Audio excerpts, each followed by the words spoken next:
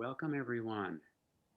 See, if possible, you could turn your videos off, or I can go through and do that one by one. and be sure and mute your audio. Great. Okay. It's fun to see everybody's face, though. Yeah. Coming in and going out. It's a different world. Okay. Let us begin. So today I want to welcome everyone, members of Kinnikinnick Native Plant Society, and guests, and especially Katie and Regan from Kaniksu Land Trust for talking to us today about their education and conservation initiatives. A little bit about KMPS. Most of us are members, so I'll just make this really brief. We were founded in 1998 as a chapter of the Idaho Native Plant Society and became an independent Native Plant Society in 2010. And our mission is to foster an understanding and appreciation of the native flora and their habitats in North Idaho. And we do that through educational, conservation, and landscape use of native plants and restoration use of native plants. We have the North Idaho Native Plant Arboretum at Lakeview Park in Sandpoint, which we're going to start cleaning it up and getting all the down branches out of there next month, so you can enjoy it. We have a website and a Facebook page. I'll put those into the chat later on. Very economical to become a member of KMPS, and we encourage people to join and support us. A little bit about our programs coming up next month, and I'm going to share my screen just briefly here. There it is. Next month, we are going to be presenting the City Nature Challenge 2021 Bonner County program. It's going to be presented by George Gehrig, one of our new members, and has been just a driving force to make this BioBlitz occur, coming up in late April, early May. And I will also participate in that presentation on April 24th. And then on April 22nd, Steve Holt, the executive director of the Lake Pend Oreille Waterkeeper, will talk to us about the efforts that they're making to keep Lake Pend Oreille and the waters surrounding it drinkable, fishable, and swimmable into our grandchildren's future. And then in June, Derek Antonelli has agreed to lead a fern-focused plant walk. It's going to be somewhere out in the Mineral Point, Lost Lake area, and welcome Derek to today's program too. And so the date on that in June is still not determined, so we'll get back to you on that. The other thing I wanted to share, let's see if I can get to it, is that we have a YouTube channel, and we have all of our talks since we've started the Zoom presentations from mountain goats in September, subalpine fir in October, flora of the Selkirk Mountains in November, and then whitebark pine talk in January, and then Derek's talk on ferns last month. So please visit those if you haven't had a chance, and enjoy the programs we've offered this past fall and winter. Okay, with that said, let me introduce our speakers today. Some of you know them well, of course. Katie Cox is the executive director of the Kaniksu Land Trust, and she received her bachelor's degree in education from the University of Idaho, yay Moscow, and a master's in architecture from the University of Washington. And she's focused her professional life in the fields of education and architecture. For the last decade, she has had her own architecture practice, and she co-chaired the Pine Street Woods Capital Campaign.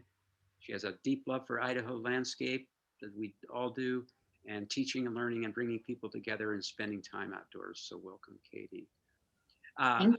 Regan Plumb, welcome, Regan, is the conservation director at the Kaniksu Land Trust. She's a native of Eastern Washington, has a bachelor's degree in biology from Colorado College and an MS in zoology from the University of Wyoming.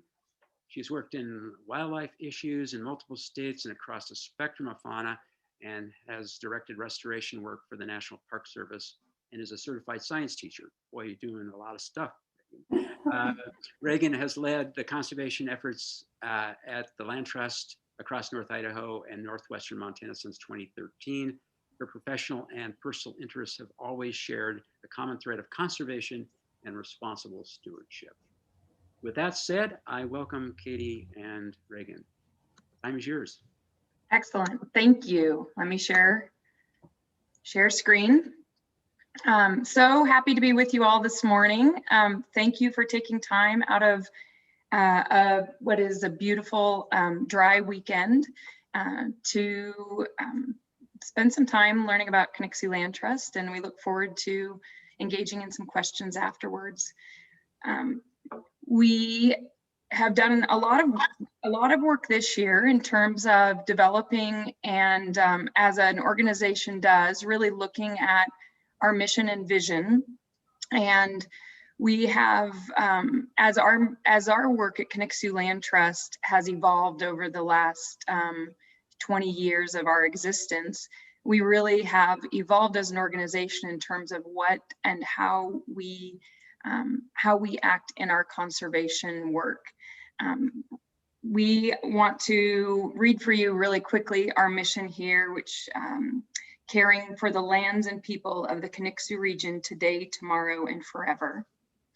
And with that mission, I want to acknowledge that Kaniksu Land Trust works within the traditional territories of the Skitswish, which is the Coeur d'Alene tribe, the Kootenai Nation, and the Kalispel, which is the Kalispel Tribe. When we think about that in terms of what that means geographically, we work in the lower Clark Fork River and the Lake Pend Oreille watersheds, and that extend from central Sanders County westerly to the Washington and Idaho state line. So we can think of that Bonner County, Boundary County, and Sanders County, Montana. What is a land trust? For those of you who may not know, we are a 501c3 organization. Kaniksu Land Trust began in 2002 as a part of mitigation efforts on the dams in the lower Clark Fork River. And we began that work really along those tributaries that were working working on bull trout habitat. And around 2015, we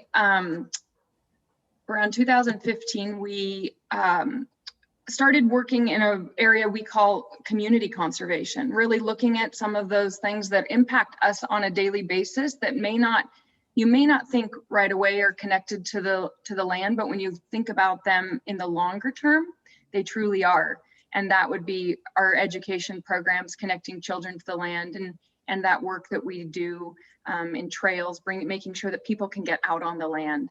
But what is a typical land trust? A typical land trust, we work with willing landowners who wish to enter into voluntary agreements, but we have no regulatory authority.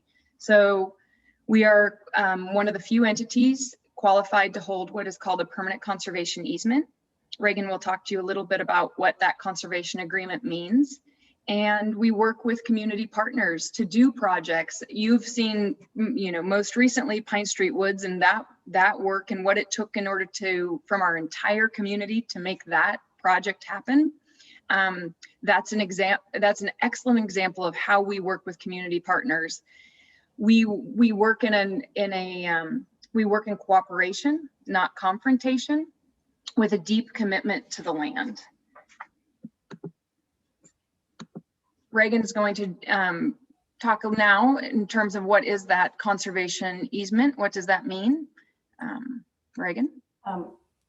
Thanks, I'm sorry, I have multiple screens. Okay, So a conservation easement is a voluntary legal agreement between a landowner and a land trust that's set up to accomplish multiple goals.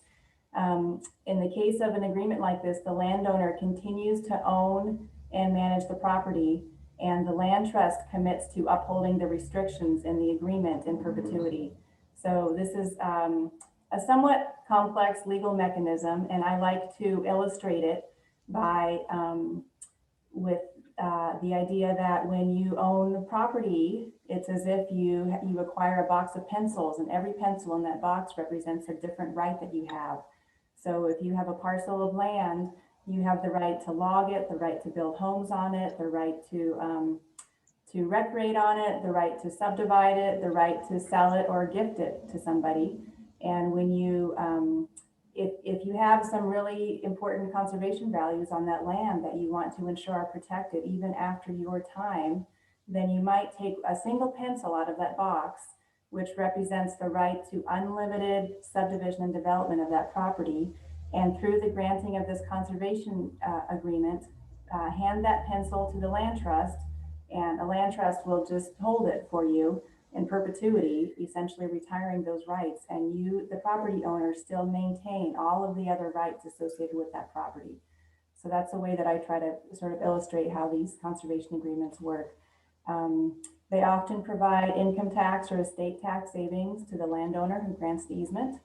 And of course, there have to be public benefits because we are a charitable organization. And the benefits to the general public include the preservation in perpetuity of open space, scenic vistas, economic or ecosystem benefits like clean water and habitat for wildlife, and then economic drivers such as working force and farmlands, which provide jobs to our communities.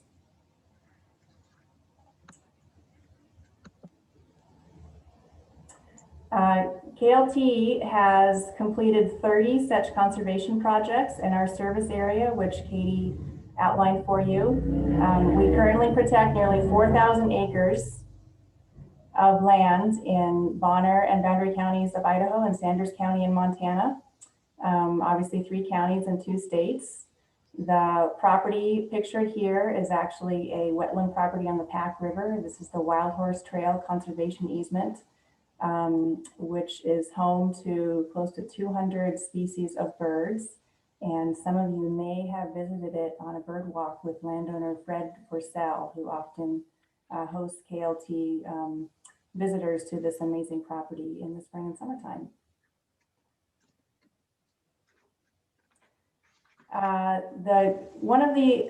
So KLT enters into a lot of these permanent conservation agreements with landowners. But not all of the properties that we protect are protected through easements. In some few cases, KLT actually holds the fee title to the land, which means that we are truly the landowner of the property. In cases where KLT actually acquires property, there is always a really compelling public impact or public value to the property in order to justify us acquiring the fee title to the land. One example of this is the Cabinet View Nature Area, which is roughly 76 acres of land that KLT acquired in 2015, I believe. And this is just across the Montana line on River Road outside of Clark Fork, Idaho.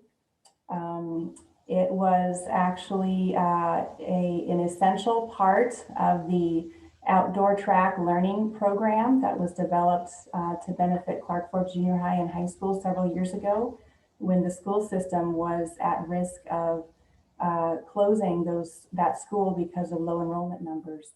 A really innovative new outdoor learning program was piloted, and a lot of the educational experiences for the students took place on this property. So we were thrilled to be able to offer this as an outdoor classroom to those students just 15 minutes from their school in Clark Fork. If you back up just one slide, Katie, I just want to mention that Derek, who I see is on the call today, helped to survey the plant species on this property back in 2017 and identified 124 different species on the Cabinet View property. So thanks again, Derek, for your help with that. Here's another property that you may be familiar with that KLT owns in fee. Here is Pine Street Woods. And I can tell from this photo that it was taken prior to KLT's acquisition of the property because there are still cattle grazing in the meadow. Pine Street Woods was acquired in the spring of 2019 after a massive community fundraising effort, which Katie, as she mentioned, was very heavily involved in. We had some 200 individuals in the community make financial contributions, in addition to a number of large gifts from foundations and even a federal grant from the U.S. Forest Service Community Forest Program that allowed us to generate the $2.1 million that was required to purchase this 160-acre property. Shortly thereafter, an adjacent 20 acres was donated to the land trust. So Pine Street Woods now provides 180 acres of meadow and forest land, natural areas for people to roam and explore. The tenants of this property are that it was acquired for conservation, education, and recreation. So those are sort of the three prongs that KLT uses to guide the management and the use of this property. Several of the people on this call contributed to a plant survey of the Pine Street Woods property in 2018. And this was not a thorough survey because we just had, I think, an afternoon, but still nearly 100 plant species were identified during that survey in 2018. And I would love to repeat that at some point and see what sort of list we can generate now.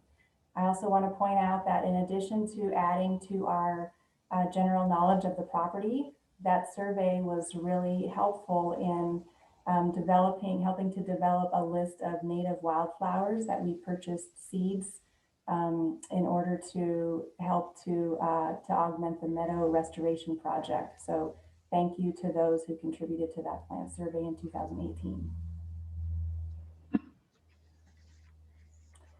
So now the introduction to Pine Street Woods is really a great segue into some of the more community-focused programs that KLT offers. We like to think of ourselves as truly working at the nexus of conservation and education in order to serve our community.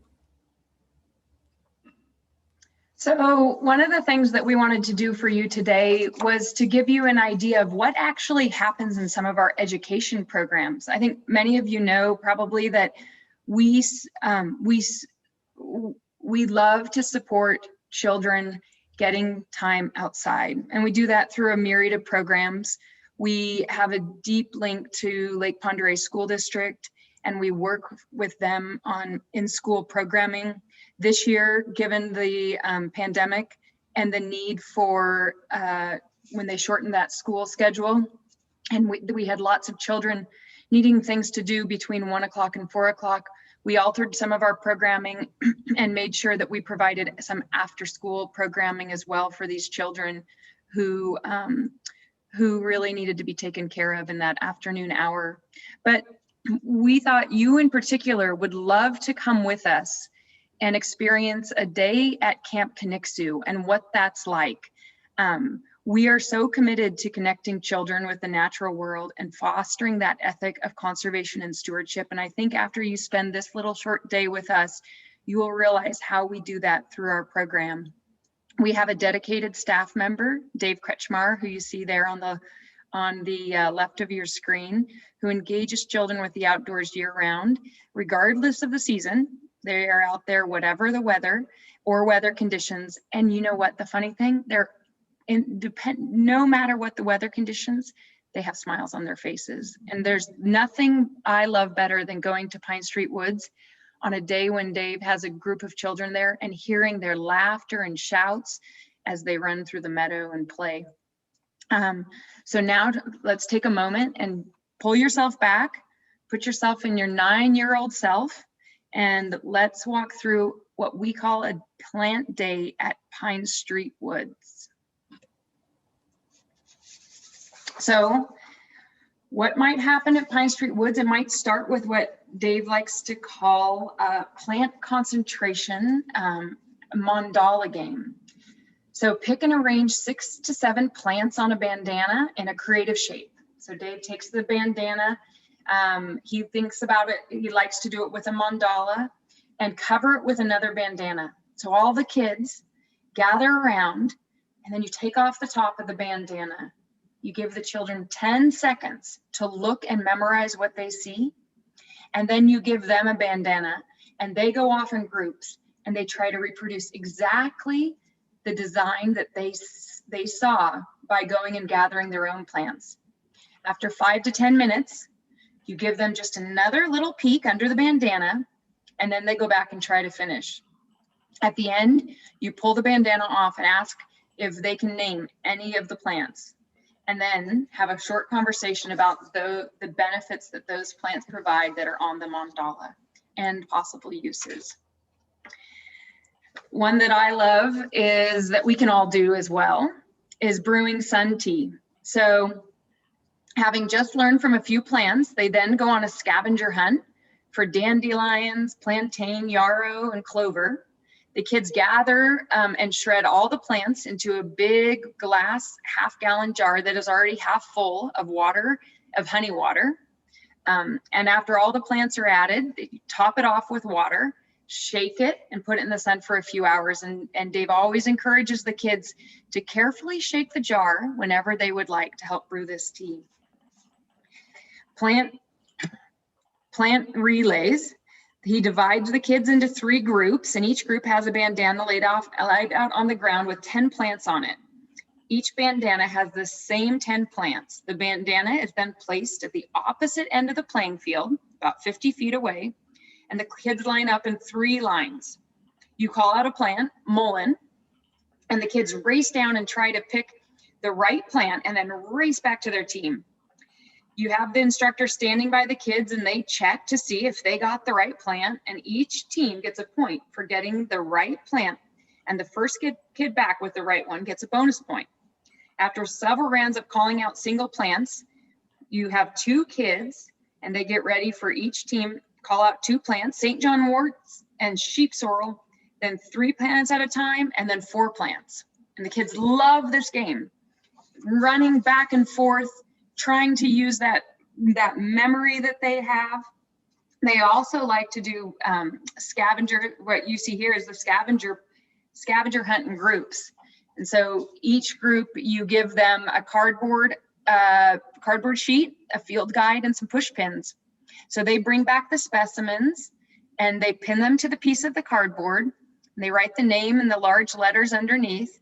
And then they are encouraged to find the names themselves in the field guide, and the instructor only helps them as a last resort. And Dave said the kids typically are able to find about 30 different plants during a plant scavenger hunt.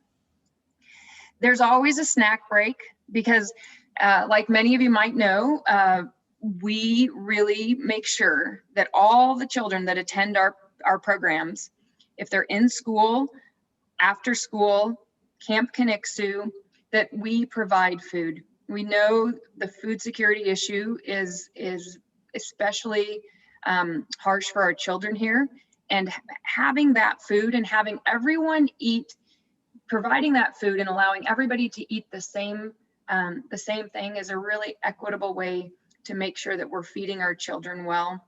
And they're also learning about food. They're learning obviously about what they can eat in nature, but they're also learning how to cook through our program. Last year, with the help of the Idaho Community Foundation and one of their funds, we were able to construct the what we call the Camp Kaniksu kitchen. And so now if you go down into the Camp Kaniksu area, you'll see a nice timber framed kitchen that was done. And that's a space now where the children can work and prepare food together. During that snack break, they often show the kids some edible greens, dandelions, plantain, sheep sorrel, as well as have fruit and crackers. So other things that they might do is they make salves from forage plants. So again, they gather plants and they do during this have discussions about not taking too much of a plant from any one area. So they really ask the kids to spread out so that, and also as they take those plants, thanking those plants as they gather them. They gather self-heal, yarrow, plantain, and clover, St. John's wort, and shred it all up into little pieces. Then they melt coconut oil in a pot and tie up all the plants in some cheesecloth. And then they put in the oil and put it in the oil to soak. After a few hours, they take the plants out, squeeze the cheesecloth really hard, and then melt some beeswax into the oil and pour it into small containers for the kids to take home as plant salves for cuts, insect bites, and bruises. So it's really wonderful for these kids to see the benefit of the plants that they have growing around them. And I venture to guess a lot of the, you all aside, I venture to bet that most of these children know so many more plants than the average person walking in the woods. I know that they would probably know more than I know. They play, on this last slide, this is cattails. This is a fun running game where they try to pull each other's cattails, which is a bandana from their hips. And then they harvest 9 bark to make plant cordage, and will harvest nettles. Gloves are optional for them, but really being able to see and being able to see how these plants grow, what they look like, is an important part of this plant day at Camp Kaniksu. And then of course comes the end. Sometimes, yes, sometimes you need to also survey for plants in the camp swamp.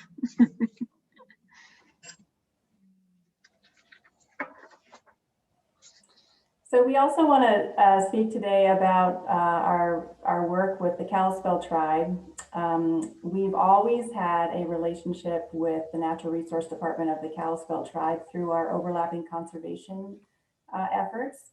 But when we established Pine Street Woods as a community forest and realized that the very first property in the nation to receive the U.S. Forest Service Community Forest Program grant and develop a community forest is Indian Creek Community Forest, owned by the Kalispel Tribe, and it's just probably 10 miles as the crow flies west of Pine Street Woods. This property is located just a handful of miles north of Old Town on the Idaho side of the Pend Oreille River. And here the Kalispel Tribe has acquired several hundred acres of forest land, which they carefully manage, and where they offer programs to tribal members and also to the larger community to educate them on forest issues, and also just to offer a recreational area. So meet our sister community forest. We encourage you to check it out online or go over for a visit. It's just a wonderful facility, and a lot of the work that the Kalispel Tribe has taken on there has inspired projects of ours at Pine Street Woods. First of all, the Kalispel Tribe helped us to craft a land acknowledgement statement, which was really felt important to us to recognize the original stewards of the Pine Street Woods Community Forest. And if you go up to the property to visit, you will notice this acknowledgement statement posted on the welcome kiosk at Pine Street Woods. These are some sample interpretive signs that the Kalispel Tribe has developed for Indian Creek that have inspired us, and we hope to develop something similar to this for Pine Street Woods this summer. The steel stand shown in the photo on the left was actually forged through their welding shop on the tribe's property. They have a career technical center where they can fabricate virtually anything that you can imagine out of metal. They've made some beautiful benches for us, which we installed over at the Cabinet View Nature Area last fall. And we hope to work with them to design some stands similar to these to hold some interpretive signs. We plan to start out with tree identification signs at Pine Street Woods. And like these signs here that you see from Indian Creek, we will include the Salish name in addition to the common name and the Latin name for the tree species that we develop signs for. So we already have project support from this coming from the Selkirk Association of Realtors, who are really excited about helping to develop these signs, and watch for these coming this summer at Pine Street Woods.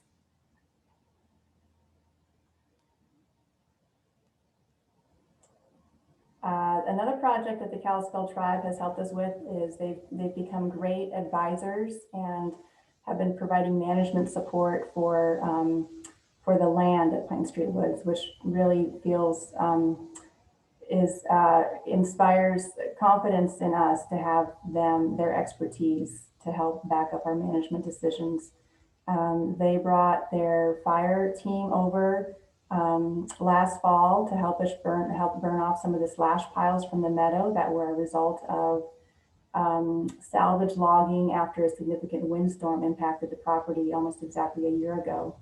So here you see several members of their fire team igniting brush piles in the meadow. This fire mitigation is a primary driver of our forest management plan at Pine Street Woods. Our management plan there is not profit driven. It is inspired by healthy forest, wildlife habitat, and fire mitigation, because we're very aware that this property exists in the wildland-urban interface, and we do have close neighbors, so we want to be really sensitive to fire concerns and mitigate those whenever it's possible.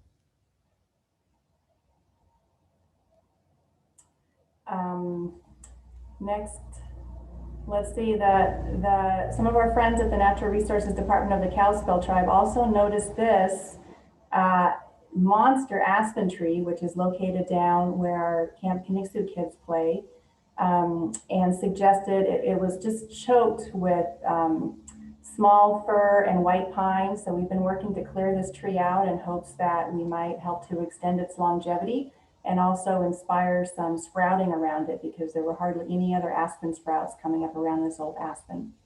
I suspect that this tree might be a contender for a state champion aspen tree, because it is absolutely enormous in size. And I would love to find somebody who might be willing to come out and measure this tree and submit it to the to IDEA or the University of Idaho's Big Tree Program, because I'm really curious to see how it measures up. And that leads me to some of the restoration work we've been doing in the Pine Street Woods meadow. If you visited the property, you know that there's an extensive meadow right at the heart of Pine Street Woods. And this historically was kept open by cattle grazing. And because of that, it's really in poor condition. It is choked by weeds, primarily hawkweed, but there's also some knapweed and some other oxeye daisy in the meadow. So we'd like to keep this open because it has so much appeal to users on the property. It helps to promote a sense of safety and security when our recreational users, especially those who are not as comfortable in the outdoors, can walk into a wide open space and look back and see where their car is and see their surroundings. This location also offers a mountain view. It's one of the only locations on the property where you can see the mountains. And finally, it serves as a fire break. So for those reasons, we'd like to keep it open. We considered an herbicide treatment for the weeds, but because it is so constantly used by the public, we were very hesitant to go down that road. So as an alternative approach, we decided to pilot this intensive targeted rotational grazing system, which we started last June. And in this case, a multi-species herd of approximately 40 animals came for a month, and they were enclosed using this movable electric net fencing that you can see in this photo in a relatively small area. And by doing so, the animals are encouraged to graze every plant species in the enclosure, from the grasses, which are more palatable, to the hawkweed and some of the invasives that might be less palatable.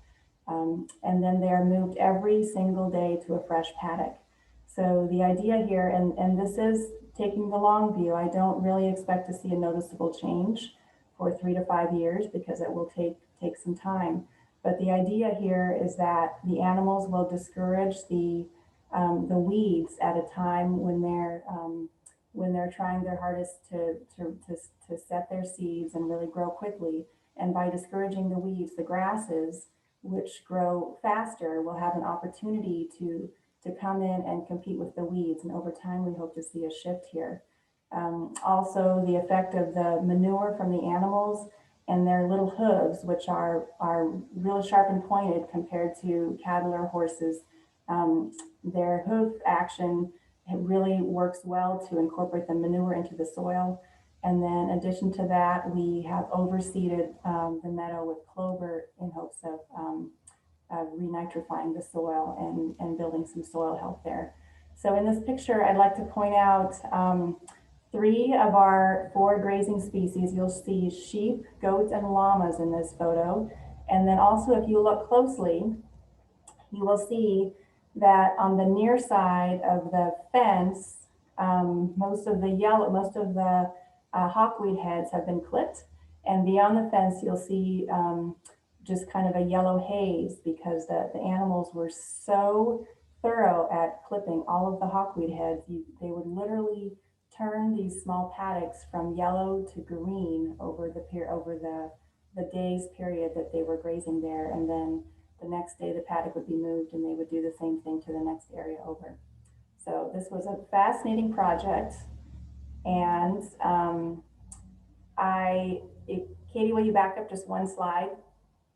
Because I want to point out the 4th species here. And this was really a crowd pleaser to have these 2 yaks. They weren't quite as friendly as some of the other animals, but the magic of having 4 different species in this mixed flock is that they effectively, between the 4 of them, they grazed everything that was inside the paddock. We understand that when our roaming grazer, Chris, returns with his flock in June of this year, he will have added a 5th species, and that is a Bactrian camel. So we can't wait to meet his camel. We hear that she's very friendly and she loves to be petted and loved on. So look for the camel at Pine Street Woods coming this spring. And finally, as you can imagine, this grazing project attracted so much attention, especially from children in the area. The level of engagement from the community was almost overwhelming to our quiet, introverted shepherd at times, who in the afternoons would have to just go hide somewhere in the woods because he spent all morning engaging with visitors to the property and welcoming children into the enclosure. These animals were so friendly and tame, and Chris really appreciated the opportunity for the young ones to be handled from an early age by these children so that they would be tame, because he moves them by hand, he sleeps with them, he lives with them, and he doesn't want them to have any fear of humans. They were actually giving birth to kids, to goats, to kids and lambs. While he was on the property, every few days there would be a new animal added to the flock. So that was really magical.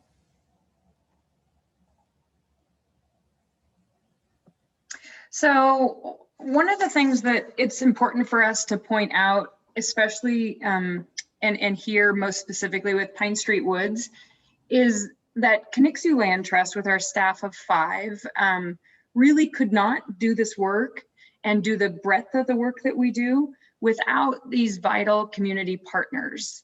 And we are so grateful to so many groups for engaging with us at Pine Street Woods, as well as in a myriad of other ways throughout our other community work. And in terms of partnerships, our work goes well beyond this. This is an example of the partnerships that have been vital for us in our work at Pine Street Woods. We just, it's the saying, right? Like we know that we can accomplish more if we work together.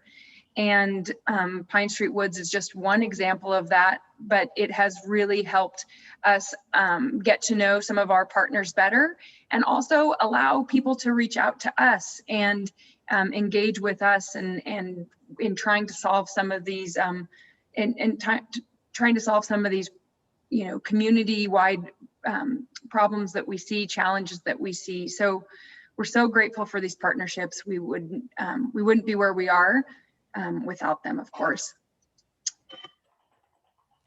My screen, there we go. So one of our newest, we didn't want to not touch on one of our newest initiatives, and this really this really rose out of our education work for children, because what we were finding was when parents would drop off their children for our programs, they would often say to Dave, when are you going to have programs for us, for adults? And so about, I would say 18 months ago, when we were doing a planning session, a strategic planning session, Dave brought this idea to our group about the folk school and what a traditional folk school is, and how that might be a way to connect adults and get back to the earth and connect them to nature. And there's a myriad of and there's amazing people here in our community, as we all know, that are so talented craftspeople, and giving them also an ability to do their craft, but allow someone else to take on that administrative work of, promoting the class. And so we started talking to some people about this concept of a folk school, and it felt in our community really ripe, and it's something that we really needed in order to gather people together, sort of in a common mission, to give them skills. So many people love, especially, love to be able to work with their hands and would love to have these skills. And so it was important to us that we looked out and provided a wide range of programming. So we kicked our Kaniksu Folk School off last weekend with our first class, making pack baskets, and it was full. This weekend, the reason why Dave isn't here, I'm here presenting on our education program, is because he's up at Pine Street Woods at the Outdoor Recreation Center with our second full class of spoon carving that is being led by Sean Deller in town. So we're really excited for this program and to see how we can use this program in order to help connect more people to the work that we do at Kaniksu Land Trust, but also more importantly, connect them to this beautiful natural world that we have that surrounds us. So you keep an eye out. There'll be there's 2 programs throughout the month all the way to May, and then we'll start again. We're now getting the classes ready for June, July, and August. And we encourage you to take a look at them, maybe learn some new skills. So how can you connect? Well, of course, Kaniksu Folk School, that's a great way that you can connect with the work of Kaniksu Land Trust.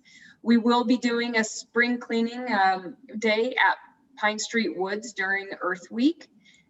So look for that in our, hopefully you all get our e-newsletter. If you don't, sign up for our e-newsletter and you'll learn more about the spring cleaning day. We're also going over to Thompson Falls middle of April as well to help them with their beautification days. They do 3 days. We're going over on Saturday. I think it's, Regan, you might have to help me. I think it's April 19th, but is that a Saturday? From 9 to 1 to work in what's called their mule pasture. I would love to bring over some supporting neighbors from this area in order to help them. Again, if any of you feel like working on that aspen tree application, we would love to have volunteers. Another great thing is a lot of people obviously love walking out in Pine Street Woods, but we've had a request for plant ID walks. And so that's one way that we would love to get your support potentially. Send your children and your grandchildren to Camp Kaniksu. Again, sign up for our e-newsletter on our website. And most importantly, we could not do the work that we do, the programs that we do, without the support, without the individual support that we get. That's really vital. So if you value the programs that we're able to provide with Kaniksu Land Trust, we would ask that you consider becoming one of our, becoming a supporter of KLT. And you can do that on the website quite easily. Of course, you'll be able to find the donate button. So that's it for our presentation, but we would love, I think I saw, and I apologize, we weren't monitoring the chat while we were doing this, but we would love to answer questions. So I'm gonna stop screen share and maybe you can all turn on your cameras. I'm gonna check the chat out and, oh good. Reagan's been doing the chat work. Yeah. So that's great. But we'd love to answer any questions you all might have about KLT, the work we do, what we talked about today, or anything else.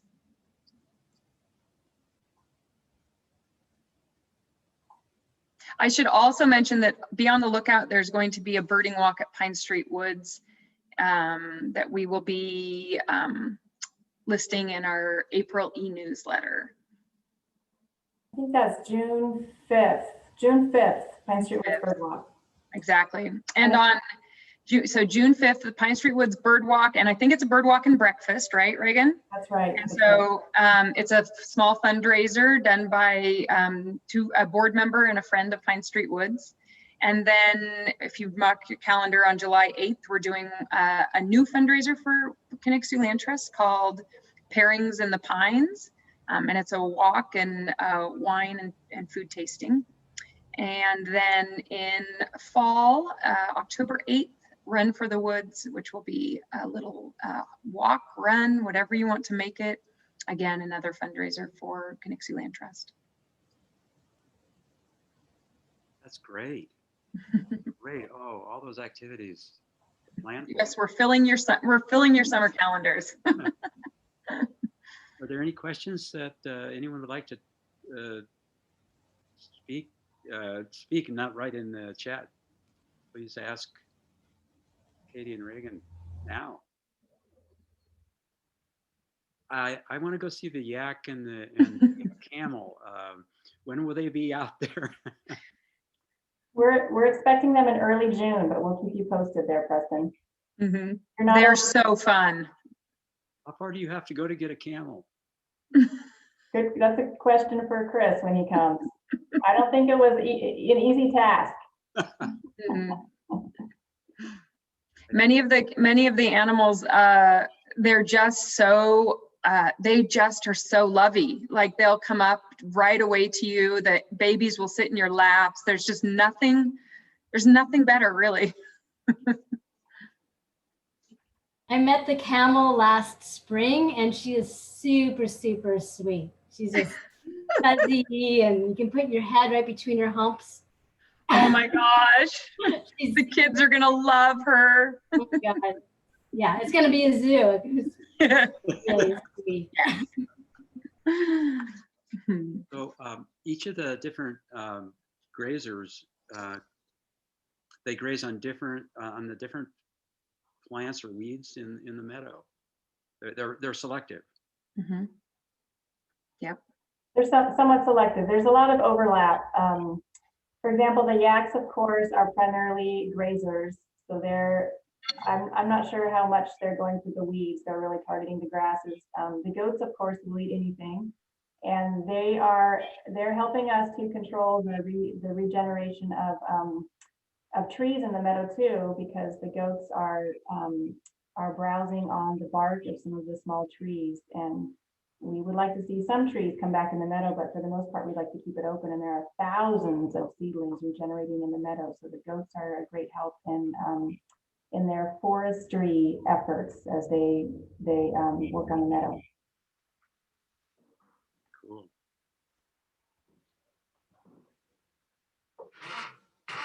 I was wondering about the aspen tree because, Regan, you said there were very few other aspen on the property. How did that tree, they're usually, from underground roots and sprouts. Not known source of where other trees might have been. I guess that's what I'm getting at. Yeah, it would be interesting to go up and visit that tree with some of you who have more plant expertise and see if we can do some sleuthing. I suspect that maybe this individual is the remnant of a larger population that were sort of suffocated out by the conifers coming in. It's a very old tree, as you can imagine. It sure looks to be.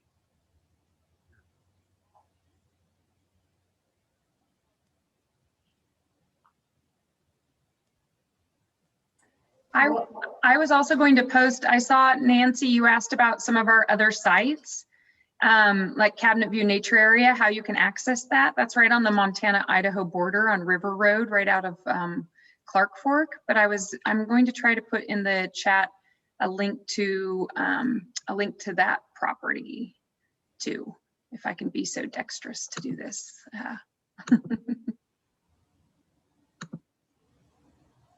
I suspect, based on some of the feedback here in the chat box, that we might be scheduling a community plant ID walk and also a follow-up plant survey at Pine Street Woods this season. So I'm super excited for that interest from you all. Thank you. What's the process in applying for the tree status, champion tree status? You know, I haven't done it before, but I think it's the University of Idaho Extension that manages that program. So I suspect it's just a matter of downloading their application, and then there's a whole list of different measurement specifications. It's not just like a DBH measurement. There's, you know, different ways of quantifying the crown. There might be people here on this call who know more about it than I do.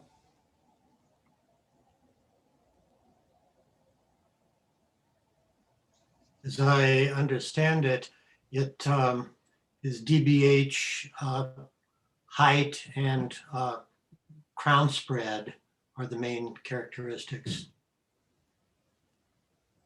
Thank you, John.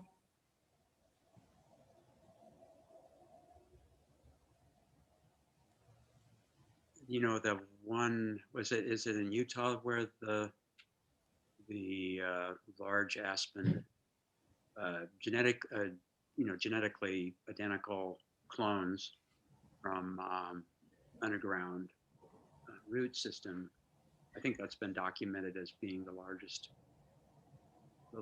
I can't remember now exactly whether it was an aspen tree or plant organism. I'm not sure exactly what the claim was, but does anybody know about that? The aspen grow. I think it's in Utah. I think it's the largest living organism. Right. That's right, Derek. Yes. Although I heard that there was a fungus species that might be larger, but as far as, you know, things we can normally see, I think aspen is the largest. Well, I did just a cursory check of the current Idaho state champ aspen, and from what I found, it's only a 36-inch DBH. So if that's the case, we have a clear winner here because this one is much larger. Really? I'd be happy to help out on that, however, whatever's needed, but Okay, great. I need extra eyes or hands or writing or whatever. Okay, we're in the field. Other questions for Katie and Regan?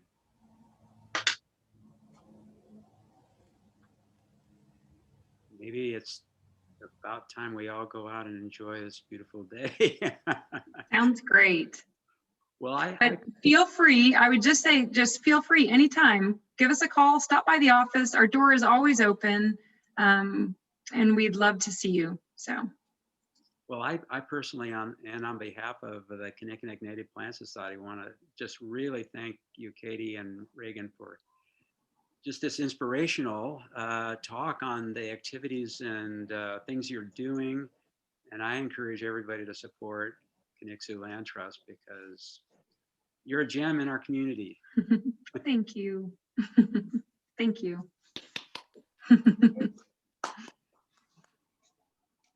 Well, I'm going to close the meeting and everybody enjoy this day. Okay. Thank you. Thank you so much. Take care. Thank you.